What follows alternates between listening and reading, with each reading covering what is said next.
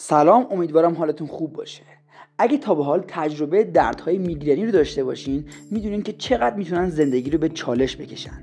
من امروز تو این ویدیو میخوام 10 راه حل بهتون معرفی بکنم که بتونین به راحتی از شر این دردها خلاص بشین. پس تا آخر این ویدیو همراه من بمونید. یکی از اون راه‌ها استفاده از کمپرس سرده. یک راه حل ساده اما اثر بخش. تصور کنید پس از یک روز طولانی و پر از استرس به خونه برمیگردین و حس میکنید که نشونه‌های آشنای میگرن در حال نزدیک شدن هستند. در این لحظه کمپرس سرد میتونه به شما کمک کنه. کافیه یک کیسه یخ یا حتی یه بسته نخود فرنگی منجمد رو وردارین و اونو به مدت 15 تا 20 دقیقه روی پیشونیتون قرار بدین. این کار به کاهش التهاب و تسکین عروق خونی کمک میکنه و میتونه به سرعت احساس بهتری به شما بده. از طرف دیگه اگه درد میگرنی شما با گرفتگی عضلانی همراهه، کمپرس گرم میتونه معجزه کنه. یه حوله گرم یا کیسه آب گرم رو آماده کنید و اونو به آرومی روی گردن یا شونه‌هاتون قرار بدید. گرما به شل شدن عضلات کمک میکنه و اجازه میده تا تنش هایی که ممکنه به سردرد منجر بشن فروکش کنن. این لحظات آرامش بخش نه تنها به شما کمک میکنن تا از درد میگرنی خلاص بشین، بلکه فرصتی هن تا به بدن خودتون استراحت بدین و انرژی خودتون رو بازیابی کنین. پس دفعه بعد که میگرن میاد سراغتون یادتون باشه این روش ساده رو امتحان کنین. مورد بعدی نوشیدنی های کافئین داره. نوشیدن یه فنجون قهوه داغ یا یه چای پررنگ نه تنها میتونه به شما انرژی بده، بلکه ممکنه در برطرف کردن حملات میگرنی هم موثر باشه. کافئین با مسدود کردن گیرندهای خاصی توی مغز میتونه اثرات آدنوزین رو در طول حملات میگرنی افزایش بده یا اونا رو متوقف کنه. این امر میتونه به کاهش فعالیت الکتریکی مغز و تسکین درد کمک کنه. همونطور که میدونیم هر چیز خوبی هم ممکنه عوارضی داشته باشه. مصرف بیش از حد کافئین میتونه منجر به وابستگی و افزایش فرکانس حملات میگرنی بشه. پس مثل هر چیز دیگه‌ای تو زندگی کلید موفقیت توی تعادله. یه فنجون قهوه یا چای میتونه معجزه کنه، اما مصرف زیاد اون ممکنه به جای کمک شما رو به چالش بکشه. پس وقتی به سراغ قهوه ساز یا کتری میرین یادتون باشه که این نوشیدنی های گرم نه تنها میتونن روز شما رو روشن کنن، بلکه میتونن به شما در مبارزه با میگرن هم کمک کنن. پس با احتیاط نوش جان کنید و به صدای بدن خودتون گوش بدید تا ببینید چه مقدار کافئین برای شما مناسبه. مورد بعدی سکوت و تاریکیه. دانشمندان میگن که نور، به ویژه نور آبی که از صفحه‌های دیجیتالی ساطع میشن، میتونن باعث تحریک سلول‌های خاصی توی شبکیه چشم بشن. این سلول‌ها به نوبه خود ناحیه‌ای از مغز رو فعال میکنن که در طول حمله میگرنی فعالن. حتی بعد از اینکه نور حذف شده باشه، این ناحیه از مغز میتونه فعال بمونه و این میتونه توضیح بده که چرا بسیاری از افراد مبتلا به میگرن میگن که ممکنه 20 تا 30 دقیقه طول بکشه تا پس از بودن در یک اتاق تاریک دردشون بهتر بشه. از طرف دیگه سکوت هم میتونه به تسکین درد کمک کنه. صداها مثل نور میتونن حملات میگرنی رو تحریک کنن یا اونا رو بدتر کنن. پس پیدا کردن یک مکان آرام همراه با دم و بازدم‌های آگاهانه و عمیق میتونه به کاهش فعالیت‌های الکتریکی مغز کمک کنه و به شما اجازه بده تا از شدت درد فاصله بگیرین. پس وقتی حمله میگرنی شروع میشه به خودتون اجازه بدین که به یک مکان آرام و تاریک پناه ببرید. این کار نه تنها به شما کمک میکنه تا از درد دور بشین، بلکه به بدن شما فرصتی برای بازیابی و ترمیم میده. و این دوستان من قدرت سکوت و تاریکیه. مورد بعدی نوشیدن آبه. آیا تا به حال به این فکر کردید که چرا وقتی حملات میگرنی شروع میشه یکی از اولین توصیه ها نوشیدن آبه؟ دلیل این امر به نقش حیاتی آب در بدن و تاثیر اون بر عملکرد مغز برمیگرده. بیایید نگاهی دقیق تر به این موضوع بندازیم. وقتی بدن دچار کم آبی میشه، تعادل الکترولیت ها و فشار خون میتونه به هم بخوره. این تغییرات میتونه به عنوان محرک هایی برای حملات میگرنی عمل کنه. آب به حفظ حجم خون و فشار خون کمک میکنه که این امر میتونه از شروع حملات میگرنی جلوگیری کنه.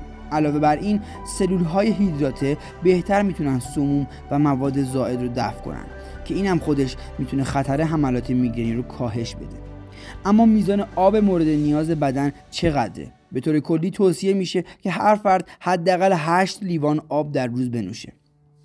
البته این مقدار بسته به عواملی مثل سن، جنسیت و سطح فعالیت میتونه متفاوت باشه. پس در زمان حملات میگرنی و به طور کلی در هر روز از زندگی نوشیدن آب را فراموش نکنید. همیشه یک بطری آب با خود همراه داشته باشید و روتین نوشیدن آب رو در طول روز حفظ کنید. تکنیک‌های آرامسازی. وقتی صحبت از میگرن میشه، تکنیک‌های آرامسازی نه تنها میتونن به ما کمک کنن تا با درد مقابله کنیم، بلکه میتونن به ما کمک کنن تا از حملات میگرنی پیشگیری کنیم. اما چطور؟ تحقیقات نشان داده که تکنیک‌های مانند مدیتیشن، موسیقی درمانی و تمرینات تنفسی میتونن به تغییر سیگنال‌های الکتریکی و شیمیایی که به سلول‌های عصبی میرسن کمک کنن. این تغییرات میتونن منجر به کاهش فعالیت‌های مغزی بشن و از این طریق از ایجاد درد جلوگیری کنن. یکی از این تکنیک‌ها موسیقی درمانیه. تحقیقات انجام شده تو دانشگاه هلسینکی کشف کرده که گوش دادن به موسیقی آرامبخش میتونه به آزادسازی اندروفین‌ها کمک کنه که مسکن‌های طبیعی درد تولید شده تو بدنن. این اندروفین‌ها به تسکین درد مرتبط با میگرن کمک میکنن. یکی دیگه از تکنیک‌های مؤثر تمرینات تنفسیه. دم و بازدم‌های عمیق و آگاهانه میتونه به کاهش استرس و تسکین درد کمک کنه و انرژی رو تو بدن افزایش بده. میتونین از تکنیک‌های تنفسی 4-4-7 استفاده کنین، به این صورت که 4 ثانیه دم عمیق، 4 ثانیه حبس دم و 7 ثانیه بازدم عمیق انجام بدین. این کار به طرز شگفت انگیزی معجزه میکنه و اگه اونو جزو روتین‌های روزانه خودتون قرار بدین، به مرور از تأثیرات جسمی و روانی این تنفس آگاه میشین. مورد بعدی دوری از محرک‌های شناخته شده میگرنیه. شما باید محرک‌های میگرنی خودتون رو بشناسید و با ساختن یک روتین درست از خودتون مراقبت کنید. دانشمندا فهمیدن که محرک‌های میگرنی میتونن باعث تغییرات در سطح نوروترانسمیترها و هورمون‌ها در مغز بشن که این تغییرات میتونن به فعالسازی مسیرهای درد توی مغز منجر بشن. برای مثال بعضی از مواد غذایی مانند شکلات و پنیرهای قدیمی حاوی تیرامین هستند که میتونن باعث انقباض عروق خونی و در نتیجه ایجاد سردرد بشن. علاوه بر این، تغییرات ناگهانی در محیط مانند نور شدید یا بوهای قوی میتونن باعث تحریک سیستم عصبی بشن و به حملات میگرنی منجر بشن. این محرک‌ها میتونن باعث افزایش فعالیت در ناحیه‌هایی از مغز بشن که در کنترل درد و حساسیت‌های حسی دخیلن. پس چطور میتونیم از این محرک‌ها اجتناب کنیم؟ اولین قدم شناسایی محرک‌های خودمونه. این کار میتونه با نگه داشتن یک دفترچه یادداشت از عواملی که به نظر میرسن باعث حملات میگرنی میشن انجام بشه. بعد با اجتناب از این محرک‌ها میتونید به کاهش فرکانس و شدت حملات کمک کنید. یادتون باشه هر فردی ممکنه به محرک‌های متفاوتی حساس باشه، پس این فرایند کاملا شخصیه. با دقت به صدای بدن خودتون گوش بدید و محرک‌های خودتون رو شناسایی کنید تا بتونین بهترین مسیر برای مدیریت میگرن خودتون رو پیدا کنید. مورد بعدی ورزش منظمه. ورزش منظم میتونه به عنوان یه عامل تاثیرگذار واسه کسایی که میگرن دارن عمل بکنه. تحقیقات نشون داده که ورزش منظم میتونه به کاهش فرکانس و شدت حملات میگرنی کمک کنه.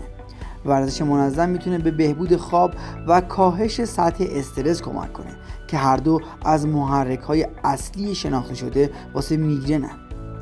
ورزش میتونه به تقویت عضلاتی که ممکنه توی میگرن نقش داشته باشن کمک کنه و به این ترتیب به کاهش احتمال بروز حملات میگرنی کمک میکنه.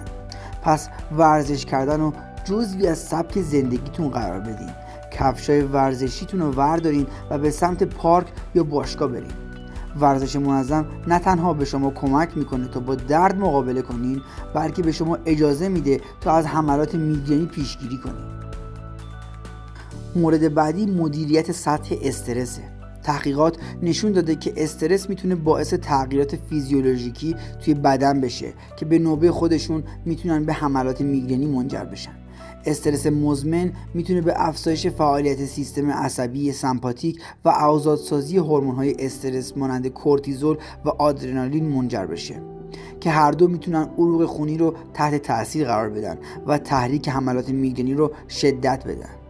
مدیریت استرس از طریق تکنیک هایی مثل مدیتیشن، تمرینات تنفسی و بودن در طبیعت، یوگا و حتی تراپیست میتونه به کاهش این پاسخهای فیزیولوژیکی کمک کنه و به این ترتیب از حملات میگرنی پیشگیری کنه. این تکنیک ها به ما کمک میکنن تا به حالتی از آرامش برسیم که توی اون بدن میتونه از حالت مبارزه یا گریز خارج بشه و به حالت تعادل برگرده. از معجزه قلم و کاغذ برای مدیریت استرس غافل نشین و سعی کنین راهکارهایی برای خود مراقبتی پیدا کنین تا به طور کلی کمتر دچار حملات میگرنی بشین و جسم و جانتون در آرامش بیشتری باشه. مورد بعدی تغییر توی رژیم غذاییه. در جستجوی راهی برای مقابله با میگرن ممکنه به داروها و درمانهای مختلفی فکر کنیم، اما یکی از قدرتمندترین ابزارهای ما برای مبارزه با این حالت تغییر در رژیم غذاییه. اما چطور تغییر توی رژیم غذایی میتونه به ما توی کاهش این حملات کمک کنه؟ تحقیقات نشون داده که رژیم غذایی که مقدار کمتری لینولیک اسید و مقدار زیادی اسیدهای چرب امگا 3 مثل همون روغنایی که توی ماهی هستن داشته باشه میتونه به تسکین التهاب‌ها و کاهش دردهای میگرنی کمک کنه. علاوه بر این، رژیم‌های غذایی سالمتر، منظم بودن وعده‌های غذایی و کاهش وزن با کاهش بار سردرد مرتبط هستند. رژیم‌های خاصی مانند رژیم کتوژنیک، رژیم شاخص گلایسمی پایین و رژیم غذایی دش با شواهد متواضعی برای پیشگیری از میگرن پشتیبانی می‌کنند. پس وقت بعدی که احساس میکنید حمله میگرنی تو راهه، ممکنه بخواید به جای دستیابی به داروها به سمت یخچال برید و یه وعده غذایی سرشار از امگا 3 مثل یه سبزی پلو ماهی حسابی انتخاب بکنید. مورد آخر استفاده از روغن‌های اساسیه که به نظرم جذاب‌ترین مورد تو این لیسته. تحقیقات نشون داده که روغن‌های اساسی میتونن از طریق دو مکانیزم اصلی به تسکین درد میگرن کمک کنن: فعالسازی عصب ترجمینال و مهار مسیرهای التهابی. عصب ترجمینال در شروع حملات میگرن دخیله و تعامل با این عصب میتونه به تنظیم ادراک درد و کاهش شدت درد کمک کنه. همچنین روغن‌های اساسی ممکنه دارای خواص ضد التهابی باشه که به کاهش التهاب مرتبط با عروق خونی مغز و علائم همراه کمک کنه. برخی از روغن‌های اساسی که برای تسکین میگرن مورد استفاده قرار میگیرن عبارتند از روغن نعنا حاوی منتول و باعث آرامش عضلات و تسکین درده، روغن استخوان‌دوس که با خواص آرام بخش و مسکن خودش میتونه درد و کاهش بده، روغن رزماری که اثرات ضد التهابی و مسکنی داره. استفاده از روغن‌های اساسی میتونه به صورت استنشاقی، ماساژ یا حتی به صورت موضعی با رقیق کردن در روغن‌های حامل و اعمال روی پوست انجام بشه. اما یادتون باشه که همیشه قبل از استفاده از روغن‌های اساسی باید اونا رو با روغن حامل رقیق کنین تا از تحریک پوست جلوگیری بشه. خب دوستان عزیز، امروز با هم سفری داشتیم در دنیای میگرن و راه‌های مقابله با اون. از قدرت ساده کمپرس گرم و سرد گرفته تا اثرات شگفت‌انگیز ورزش منظم و تغییر هوشمندانه در رژیم غذایی. ما دیدیم که چطور روغن‌های اساسی میتونه به عنوان مسکن‌های طبیعی عمل کنه و چطور مدیریت استرس میتونه به پیشگیری از حملات میگرنی کمک کنه. هر قدمی که برمی‌داریم، هر تغییر کوچیکی که تو زندگیمون میدیم میتونه تأثیر عمیقی بر سلامت و خوشبختی ما داشته باشه و این دقیقاً همون چیزیه که ما تو این کانال به دنبال اون هستیم. به اشتراک گذاشتن دانش، تجربیات و تکنیک هایی که واقعاً میتونه تفاوتی ایجاد بکنه. اگه شما هم مثل ما به دنبال راههایی برای بهبود کیفیت زندگیتون هستین، از شما دعوت میکنم که به جمع ما بپیوندید. سابسکرایب کنید و زنگوله رو فعال کنید تا هیچ ویدیویی رو از دست ندید. با هم میتونیم به سمت زندگی سالمتر و شادتر و قدم برداریم. پس همراه ما باشید و در این سفر شگفت‌انگیز ما رو همراهی کنید. تا ویدیو بعدی سلامت و شاد باشید.